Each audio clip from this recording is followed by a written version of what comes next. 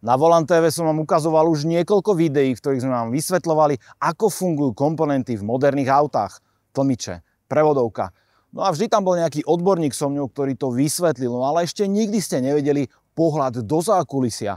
No a práve preto sme dnes tu priamo v Trnave v podniku ZF Slovakia, kde po prvýkrát nás pustia do svojej kuchyne a my vám ukážeme, ako sa taký produkt navrhuje, dizajnuje, testuje a vyrába. No a už mám v ruke takúto návštevnícku vestu. Mám samozrejme takýto badge, lebo dovnútra sa nedostane každý. Ale vy, vďaka tomu, že sledujete teraz Volant TV, pôjdete s nami a uvidíte všetko z prvej ruky. Dúfam, že sa tešíte. Toto video vám prináša ZF Slovakia. Firmu ZF môžete poznať ako jedného z najväčších výrobcov automobilových komponentov na svete. A čo je najlepšie, oni na Slovensku tieto komponenty nie len že vyrábajú, ale aj vyvíjajú a testujú. A presne na to sa dnes pozrieme. Prejdeme si niekoľko kľúčových postupov od návrhu až po výrobu komponentov. Všetko si vyskúšam na vlastnej koži, no a samozrejme vy budete pri tom. No a na konci dňa uvidím, či mám na to pracovať pre ZF Slovakia a stať sa súčasťou talentového týmu ZF Future Starter. Ahoj, ja som Miška. Ahoj. Dneska ťa tu budem sprevádzať s nami a dnešnou tvojou úlohou je navrhnúť, načrtnúť a vyrobiť riadeľ. Jednoduché. Tak uvidíme. Ubehol nejaký čas a ja už mám za sebou povinné školenia, ktoré samozrejme musím absolvovať v takejto firme na to, aby ma pustili do toho zákulisia, do svojej kuchyne. Zoznámil som sa aspoň tak veľmi povrchne a okrajovo s tým softverom, ktorý tu mám, pretože ešte dostanem k nemu ďalšie školenie. A teraz by mal prísť človek, ktorý ma zoznámi s celým tímom, s ktorým budem spolupracovať na vývoji produktov. A už je tu. Ahoj Peter. Volám Peťo. Ahoj. V krátkosti sa si predstavím. Ja som technický projektový manažér. Mojou úlohou je vedenie vývojového projektu pre konkrétneho zákazníka. Každému projektu predchádza tímová porada, kde sa zadefinujú ciele a úlohy jednotlivých ľudí v tíme. No a ja som v tomto prípade dostal za úlohu nakresliť riadeľ spredu. No a tejto úlohy som sa zhostil, pretože kreslenie to mi vždy išlo.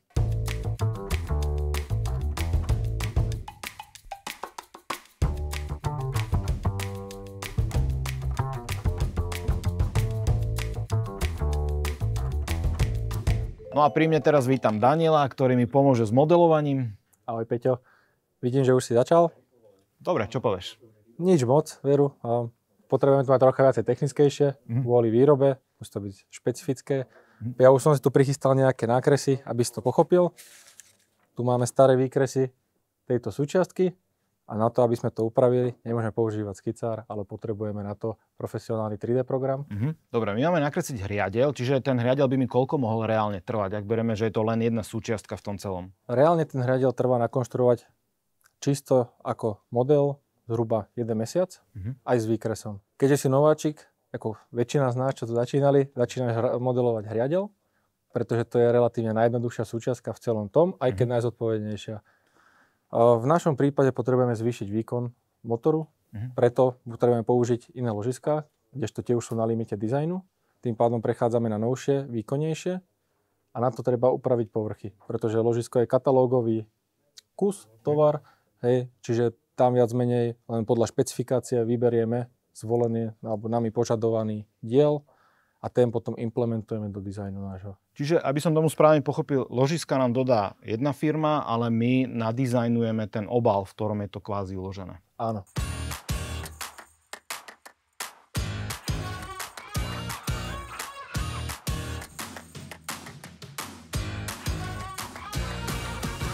Zmeny sme zapracovali do tejto súčiastky a teraz aké sú ďalšie kroky? Mám to tu v počítači, ale čo sa deje s tým ďalej? Čiže ďalej si to musíme uložiť a nahrať to do nášho globálneho systému, aby si s tým vedeli vlastne pracovať ďalší naši kolegovia. Po uvoľnení a schválení od našich vedúcich alebo hlavných konštruktérov môžeme tento diel ďalej vlastne používať v iných výrobných postupoch, napríklad v prototypovej dielne, ako bude toto náš prípad, kedy vlastne chalani nám tento hriadeľ za účelom vytvorenia prototypu na testovanie a vyrobia. Ten základ by sme mali za sebou, teda nakreslili sme si to, čo chceme ďalej vyrábať a teda ďalší logický krok je prototypová dielňa, kde to vytlačíme v 3D tlačiarni. No ale ešte predtým, takzvané safety first, teda bezpečnosť na prvom mieste, dostal som takúto krásnu krabicu, v ktorej sú takéto športové topánky. Samozrejme, nie sú to topánky na voľný čas, ale sú to bezpečnostné topánky s oceľovou špicou. Tie si teraz obujem, A ideme do prototypovej dielne. Musím povedať, že celkom dlhá prechádzka, máte to tu naozaj veľké, ale kde sme momentálne? Momentálne sme v našej prototypovej dielni, kde si vyrábame diely hlavne pre seba, pre vlastnú spotrebu, ale viac si už nechám prezradiť mojho kolegu tu Next Prototypky.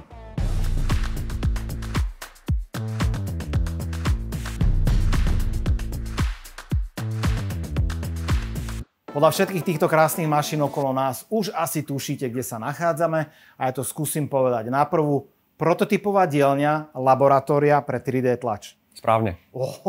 Takže aký je ďalší postup, respektíve čo ideme tuto robiť? Ďalším krokom vyrobíme tvoj diel z plastu pomocou 3D tlačiarne. Dobre, a aký zmysel má vyrábať takýto výrobok z 3D plastu ešte predtým, než ho vyrobíme finálne? Je to podstatne rýchlejšie a pomocou výrobku, ktorý takto spravíme, si môžeme overiť tvoj dizajn, tvoj nápad. Čiže jediný rozdiel je v tom, z akého materiálu je teraz ten výrobok spravený. Správne. Dobre. A koľko to asi trvá od momentu, čo dostaneš ten môj výkres, ktorý som nakreslil? Ty už ho máš asi v systéme teraz. Koľko to trvá vyrobiť také niečo, čo som vyposlal, čo som vlastnoručne nakreslil? V zásade je to niekoľko hodín, maximálne však jeden deň. Takže vieme si to vyrobiť aj teraz na počkanie de facto. Áno, dá sa povedať tak. Ale samozrejme výroba toho výrobku alebo toho dielu, to nie je len o tom, že to vytlačím na 3D tlačiarni, ale on príde aj s tzv. Supportami, teda že trčia z toho kadejaké tie nožičky. To sa ráta tiež do toho času, alebo vždy je nutné to urobiť?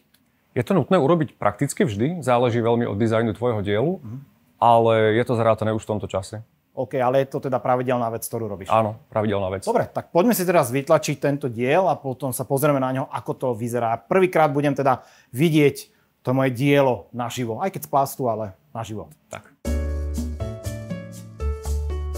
Tak Peter, máš to hotové a pretože to je tvoj prvý projekt, tak som okrem hriadela vytlačil aj celú zostavu rotora. Tvoj hriadel je potom tá modrá časť. A vyzerá to naozaj veľmi sofistikovane, ďaleko sofistikovanejšie ako to, čo som pôvodne nakreslil, o tom skicári ani nehovorím. Vyzerá to fakt dobre. Tak máme teraz vytlačený 3D prototyp z plastu, ktorý teda ale nevieme asi podrobiť nejakým záťažovým skúškam. Takže aký je ďalší postup? V ďalšom kroku vyrobíme tvoju súčiastku z kovu, štandardne obrábaním. Čiže už v tom prípade ja viem zobrať tú súčiastku, ktorú vyrobíme a viem ju už aj niekde použiť a otestovať. Tak. 3D model už máme hotový, videli ste to sami, bol vytlačený na 3D tlačiarni z plastu a teraz prichádza to pravé orechové, teda kovové. Vstupujeme do ďalšej fázy, takže povedz mi, čo je to za mašinu toto za nami? Za nami sa nachádza CNC sústruh, na ktorom tvoj diel vyrobíme teraz z kovu trieskovým obrábaním. A ja som si aj pripravil takúto pomôcku, surovinu, a teda tento stroj urobí z takejto gulatiny tú súčiastku, ktorú my práve potrebujeme. Áno, správne.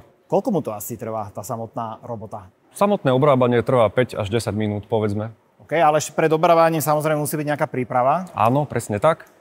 Treba stroju povedať, ako to má urobiť, čiže vytvoriť obrábací program, kde povedzme programovanie trvá 3 až 4 hodiny. Čiže ak tomu správne chápem, tak samotná príprava trvá o mnoho dlhšie ako to sústruženie. Správne.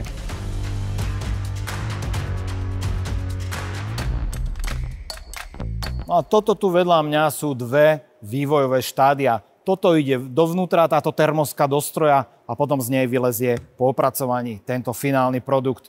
Koľko takýchto vecí ste schopní urobiť, povedzme, že za 24 hodín?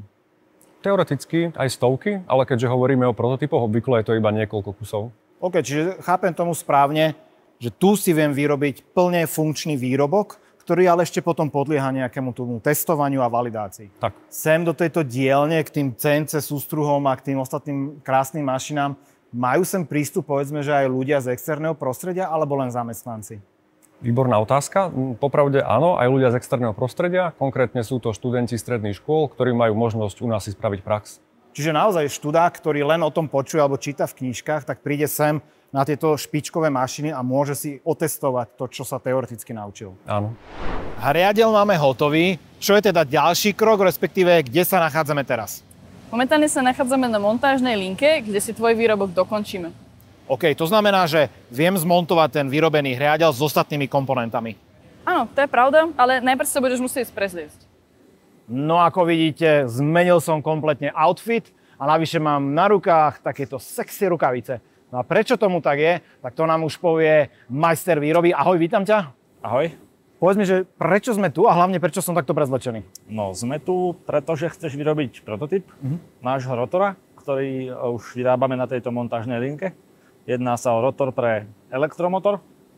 A si tu preto takto oblečený, aby si mohol vyrábať tak, ako naši pracovníci bežne vyrábajú v ochranných pomôckach. A prečo mám vlastne rukavice? Rukavice používame preto, aby sa zamedzilo kontaminácii dielcov s potom inými nečistotami, masnotami, na to, aby vlastne tie kusy potom mohli v linke prebiehať cez rôzne operácie, zváranie a podobne, kde tieto nečistoty vlastne môžu spôsobovať poškodenia zvarov.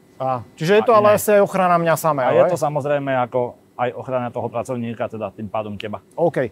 Ja som počul, že ten môj hriadeľ ma tu už čaká. Áno, ten je tu. A ideme si ho zobrať a s čím si ho spojíme teraz? Spojíme si ho vlastne s vonkajším unášačom rotora, ktorý sa vlastne perie spolu. Čiže toto je ono? Áno, toto je hriadeľ, to je unášač rotora. A tieto dva kusy vlastne spojíme tým, že ich vložíš na seba, prvou hriadeľ. Takže opatrne. Toto čierne, čo tu je, to nie je súčasť toho finálneho produktu, ale to je? To je vlastne iba súčasť stroja. Unášač toho samotného komponentu donútra linky. Čiže je to taký prípravok, aby to bolo presné, hej? OK. Čiže toto dám. Tak, zarovnáme. Svieti mi tu teraz takáto žiarovčička. Prvý si spustíš pás hore. OK. Už sa spustil. A teraz dáš to zelené tlačidlo. OK. No a teraz to ide kam vlastne? Teraz to vlastne ide na induktor, ktorým sa nahrieva kontaktný induktor, ktorým nahrejeme rotor, teda unášač rotora a spojíme ho tepelným spojom s hriadeľom. Čiže vlastne on sa nahreje teraz kvôli tomu, aby sa roztiahol materiál. Áno. Potom sa to vloží zase spolu a následne sa to schladí. Schladí tak, aby sa do seba akoby zakusol ten materiál a je to taká fixovaná poloha pre ďalšie operácie, ako je zváranie. No a na tejto linke konkrétnej my vieme vyrábať prototypy, ale už aj sériové výrobky, áno? Čiže pokiaľ ich máme validované, otestované, zmerané, tak opäť sa vrátime sem. Presne tak. No toto keď vidím, ako tu ide ku mne, to ako takú bábovku, keď upečiete a vyjde vám z trúby, takže to je presne ono. OK, je to pekne spojené. Tu je aj vidno samozrejme to tepelné opracovanie. No a teraz čo urobíme ďalej s týmto? Teraz vlastne ďalší proces je zváranie. To znamená, musíme ten kus dostať do zváračky na zafixovanie toho spoja po obvode. Čiže teraz to drží len nejakou silou, ale musíme to permanentne fixnúť. Je to dosť veľká sila, ale na to, aké veľké krútiace momenty to bude do budúcna zvládať, tak je to málo, preto sa tam vlastne robí ešte poistný zvar. Dobre, takže ideme do zváračky s tým. Tak. Musím povedať, že zváračku som si predstavoval všeliak, ale určite nie takto. Vyzerá to ako truba na pizzu alebo pec na pizzu. Podobne. Ale toto mi trošku odpalilo dekel. No, my teraz ideme vložiť sem na tento stojan, predpokladám. Áno. Ako vie ten stroj, že ako má zvariť tento diel? To je vecou programu. Čiže on vie, aký diel som tam vložil práve, áno? Teraz sa nám zatvorila roleta, ide sa to zvariť, potom to vybereme a čo s tým dielom ďalej?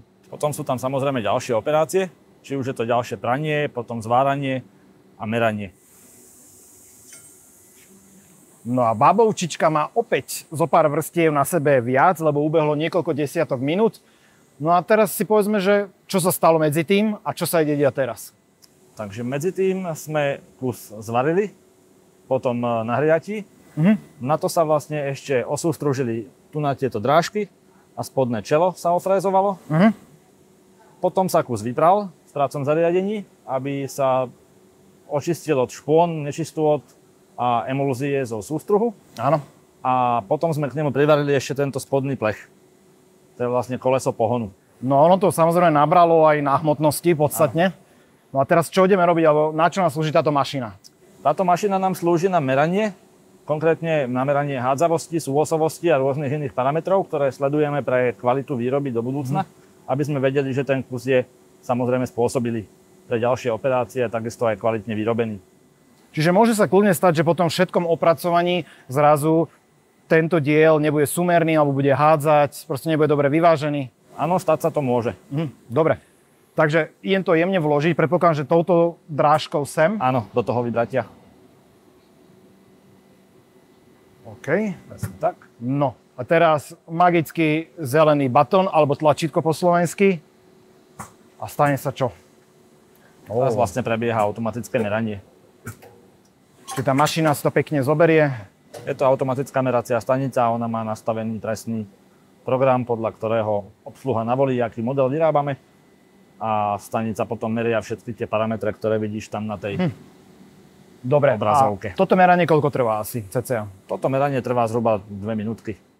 Normálne napätie toto. To je podobný pocit, ako keď sa vám rodí vlastné dieťa a vychádza na svet.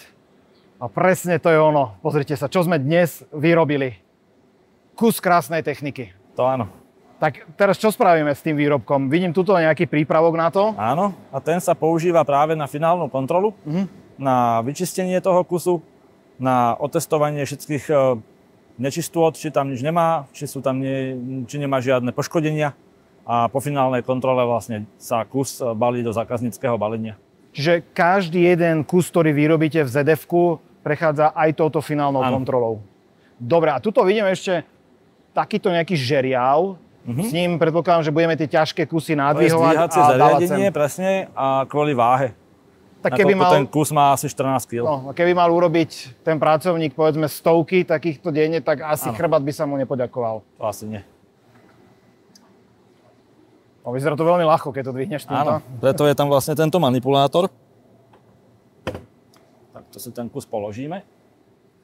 Čiže toto je presne urobené na tento diel. Je to vyslovene vyrobené u nás, v našej nástrojárni, presne pre tento typ. Čiže naozaj platí, že na tejto výrobnej linke robíme len tento jediný komponent v jednom čase. V podstate áno. Teraz sa vlastne kontroluje úplnosť, či je všetko v poriadku, či nemá žiadne viditeľné poškodenia. Takisto z jednej aj z druhej strany, či sú kompletné zvary, či je všetko zalisované tak, ako má, či ten výrobok vlastne spĺňa to, čo spĺňať má. No a ešte tu máme jedno prekvapenie pre teba. Kým si pracoval, tak sme ti dali ešte vygravírovať taký malý pozdrav na tento náš rotor. To je pekné. Tak je dosť možné, že si teraz jeden z vás kúpi prémiový výrobok rovna s touto prevodovkou alebo s týmto komponentom. O pár rokov, keď to budete opravovať, tak tam nájdete takýto pozdrav odo mňa. Je to super pocit, keď si môžem svoje kovové bábätko niesť takto z pôrodnice. Áno, je to super pocit, ale najprv to musíš nechať otestovať a zvalidovať. Bez toho to ďalej nesmie. OK, tak poďme na testy.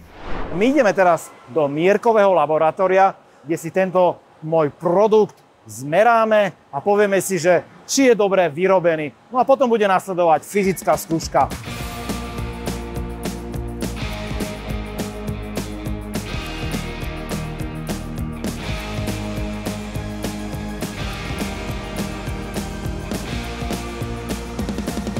A my sa už nachádzame vo vnútri mierkového laboratória. Pred sebou máme túto moju krásnu kovovú tortu, ktorú sme pred chvíľou zmerali. A teda poprosím ťa o výsledok, že ako to dopadlo? Dopadlo to veľmi dobre. Všetky parametre boli v zelených farbách. Tým pádom nám ukáže, že kus je rozmerovo v poriadku a je podľa špecifikácií výkresových, ktoré boli zadané. Čiže dobre sme to vyrobili? Vynikajúco. No a potom to nás čaká už len asi posledná skúška. A potom to nás ešte čaká skúška životnosti, kde musíme otestovať tento produkt, či vydrží predpísané parametre, ktoré ako rotačná súčiastka musí vydržať, to znamená nejaký životnostný test. Čiže nejaké fyzické zaťaženie tomu spravíme. Fyzické zaťaženie to budú skúška ostredivej pevnosti. Dobre, ale ešte sa vráťme späť k tomuto laboratóriu. Čo sa tu všetko merá? V tomto laboratóriu meráme prvé kusy, ktoré vychádzajú z prototypovej dielne, ktoré vychádzajú zo sériových zariadení, ktoré nadstavujú prvé kusy pri zriadení výroby. Meráme tu prvé vzorky, komplet pre celú našu spoločnosť.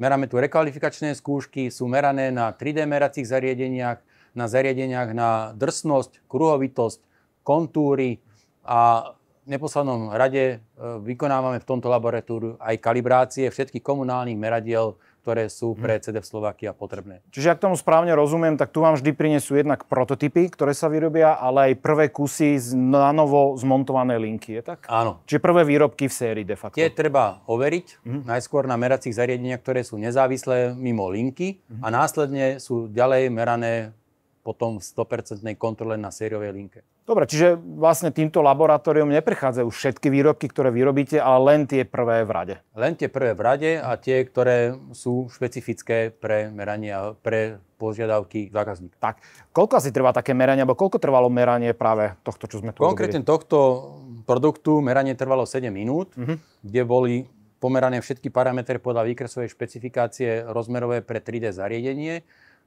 Sú rôzne dĺžky meraní, záleží od toho, ako produkt je komplikovaný a koľko parametrov na tom produkte sa nachádza. Dobre, a určite sa chceš spýtať, že prečo mám stále oblečené tieto rukavice? No, to je veľmi dobrá otázka, pretože tu v laboratóriu treba, aby sme pracovali s rukavicami, aby sa kus nekontaminoval potom človeka, za prvé, aby ho aj teplotne neovplyvnil, za ďalšie, a nevznikali nejaké tam hrdze a otlačky palcov a prstov. Veľmi dobre. A keď si už spomenul tú teplotu, tak my tu máme naozaj, že klimatizované priestory. Ono je to temperované na nejakú predpísanú teplotu? Áno, v laboratóriu máme 20 plus minus 2 stupne, nakoľko tu vykonávame kalibrácie meradiel a tie musia byť jeden deň temperované pred tým, ako pôjdu na meracie zariadenie. Aby sa samozrejme nedeformovali, alebo sa nerozťahol materiál. Ten materiál má svoju rozťažnosť, nakoľko vyrábame v tisícinách a meradlá sú aj v tisícinách, v 10 000 vyrábané, tak potrebujú mať ustabilizovanú teplotu a každý kov má inú rozťažnosť. OK, tak ďakujem ti veľmi pekne za krátke intro. No a my teraz ideme do toho druhého laboratória, kde naozaj nájdeme, či sa nám ten produkt nerozpadne pri nejakých predpísaných otáčkach. Ja pevne dúfam, že nie, pretože toto by som chcel namontovať do nejakého konkrétneho auta. Ale ešte pred finálovým záverečným krokom sme sa zastavili presne tu, kde je 3D sken. A určite sa teraz pýtate, na čo to slúži. Takže na čo to slúži? Pomocou skenera môžeme diel, ktorý sme vyrobili, naskenovať a vytvoriť jeho 3D digitálny model. Ten následne môžeme podrobiť rôznym testom alebo meraniam podľa špecifikácií. OK, a ja ako laik, aký rozdiel vidím v tom, že či sa to 3D naskenuje, alebo ideme práve do mierkového laboratória, kde sa to merá? Tak je to predovšetkým názornejšia metóda, pretože porovnávame trojrozmerné modely a na tomto modeli priamo vidíme, v ktorom mieste je mimo tolerancie, ktorú sme chceli. To znamená, že vidíme to na teplotnej mape. OK, čiže môže sa stať, že už aj vyrobený prototyp z kovu stále môže mať nejaký defekt. Áno, samozrejme, a táto metóda nám to pomôže rýchlo odhaliť a takisto aj rýchlo to opraviť, ešte skôr, než sa dostaneme k sérii. Ale úplne do detailov, keby sme išli, čo naviac má ten 3D sken voči mierkovému laboratóriu? Umožňuje nám ho podrobiť testom bez toho, aby sme ho zničili, pretože meráme vo výsledku ten skenovaný objekt. Môžeme ho treba prerezať a to nám umožní merať ho v plochách, ktoré sú takto nedostupné. Čiže naozaj vieme si jej, povedzme, rez toho produktu urobiť, áno? Áno. Vďaka 3D skenu. Čiže ak tomu správne chápem, ja ako laik, teraz otestujeme finálny prototyp ešte predtým, než nabehne do sériovej výroby. Áno. Vďaka tomu, že si urobíme tieto testy ešte v predsériovej výrobe, ušetríme čas, ktorý by nás inak na linke už zdržoval. No a ak by sa stalo to, že teraz to neodhalíme, čo je asi pravdepodobnosť 0, tak potom na tej linke by už teda dochádzalo k reálnym škodám. Áno. Ale zase na druhej strane každá linka má svoje kontrolné stanovištia, ktoré by to odhalili, len teda pochopiteľne bavíme sa o iných sumách a iných časoch. Presne tak. Takže teraz ďalší krok je, že ideme to naskenovať a pozrieme sa, či sme vyrobili dobrý prototyp. Tak držte palce.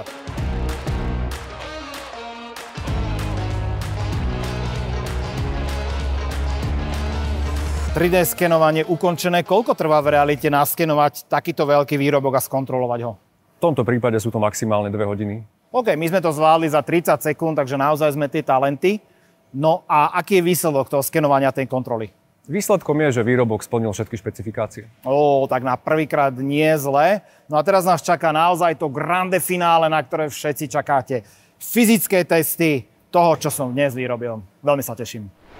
No a s týmto krásnym vozíkom na svadobné torty som prišiel sem do testovacej miestnosti. A ako ste si už určite všimli, je prázdny. Moju kovú pýchu sme totižto upli sem do tohto testovacieho zariadenia. No a prečo a čo ideme robiť, tak to sa dozvieme teraz. Takže čo sa ide diať? V rámci celého vývoja potrebujeme tie komponenty overiť, či spĺňajú všetky požiadavky zákazníkov, ale zároveň aj bezpečnosť, funkčnosť a životnosť. Dobre. Preto v rámci tvojho projektu teraz ideme testovať bezpečnosť. No a z čoho to pozostáva? Lebo toto vyzerá ako taký mega hrniec a vidím, že vnútri je dosť taký ošlahaný. Takže čo sa ide diať? Nakoľko ideme testovať rotor, čo je rotačná súčiastka, bude sa točiť nejakými otáčkami. V tomto prípade ho ideme roztočiť. No, povedz, na koľko? Uvidíme, koľko zvládne. Uvidíme, koľko zvládne. Čiže buď ti zákazník povie, otestuj mi to na 7000 otáčok za minútu, alebo vy ako firma zisťujete, pri akých otáčkach sa ten komponent rozpadne. Je tak? Niečo také. No a poďme už k tejto kadi, že čo to je, čo sa tam deje. Dobre, je to testovací prístroj na rotačné súčiastky, ako sme sa bavili. Ako vidíš, je to tu masívne kopa železa. Môžeme tu točiť zhruba do 25 000 otáčok. A zisťujeme mieru, koľko otáčok vydrží.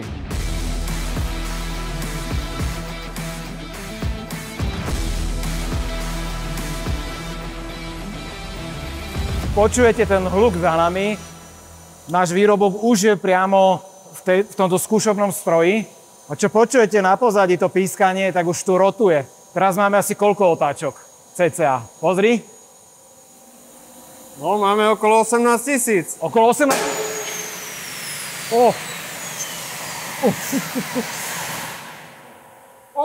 toto neznelo dobre. Jo. No tak sa ideme pozrieť, čo sa stalo, ale toto, no sakra. Tak otvorme to. No ja si dávam opäť tieto rukavice, aby som sa neporezal, pretože chcem vám ukázať, čo zostalo z pôvodne krásneho rotora, ktorý som týmito pracovitými ručičkami dnes vyrábal. No a nebude to pekný pohľad, sa len pozerajte. Môže si aj ty niečo vybrať. Tak, pozrite sa na to. Toto je prosím pekne reálny výsledok testu, ktorý sme tu práve urobili. Celé to dokrivené, rozbité. A zlyhali sme aspoň nad tou hranicou, čo sme si povedali na začiatku? Nie, rozhodne sme nezlyhali. Splnili sme špecifikáciu vysoko nad očakávania. Pri akých otáčkach sa nám to stalo? Okolo 18 100. Takže prekročili sme tých 18 000, čo sme si povedali. Áno. Minimálne sme teda prekročili tú stanovenú hranicu, to vydržalo, ale toto asi do nejakého auta len veľmi ťažko namontujem. Prípadne, ak to chcete namontovať do svojho auta, tak mi povedzte, máte to u mňa na poličke. Tak ideme za tímom. Skutočne nemusíš byť smutný, pretože takýchto prototypov vyrobíme niekoľko desiatok aj stoviek počas fázy vývoja. Jeden z nich ti tu dávam ako na pamiatku od nás, aj s tvojim logom. Ale nebudú aj vygravírované. Presne tak. Krásne, tak to ďakujem pekne, si ma potešil, pretože rozmýšľal som, že kam si zavesím toto z tej bedničky, ale toto sa bude oveľa lepšie vynímať práve na poličke. Takže môžeme to uzavrieť tým, že vlastne vždy sa vyrobí viacej kusov, nikdy to nie je len o tom jednom a vy v tej prototypovej fáze aj ničíte tie prototypy, aby ste zistili, kde sú vlastne tie limity. Presne, my musíme nájsť tie medze toho produktu, že pokiaľ si môžeme dovoliť, zariskovať, ako by som to povedal, a teda predvídať tie situácie dané. Že je tam vždy nejaká miera bezpečnosti. No ale aby sme uzavreli celú tú kapitolu, tak si povedzme, že čo sme to vlastne dnes vyrobili a ako to bude pasovať do auta, akú tu bude mať funkciu. Takže Peter, vyrobili sme rotor podľa špecifických požiadaviek, ktorý následne spolu so státorom vytvára elektromotor a tento elektromotor je montovaný do automatickej prevodovky, ktorá je samozrejme montovaná do samotného vozidla. My asi nebudeme prezrádzať, že do akého, ale môžeme prezradiť, že je to také prémiové auto. Áno, a túto konkrétnu súčiastku nájdeš v tomto aute. Môžem si ju aj vyskúšať. Presne tak. Tak, a to by sme mali. Som veľmi rád, že ste boli s nami, keď sme vám mohli podhaliť aspoň trošku toho zákulisia, vývoja a výroby komponentov do moderných aut. Samozrejme, ak máte akékoľvek ďalšie otázky alebo námety, čo ďalšie by sme mohli so ZF-kom natočiť, pretože tých tém a možností je skutočne veľa, dajte nám opäť vedieť. No a ja si teraz idem vychutnať túto sladkú odmenu, pretože to stojí skutočne za to. Vidíme sa na budúce.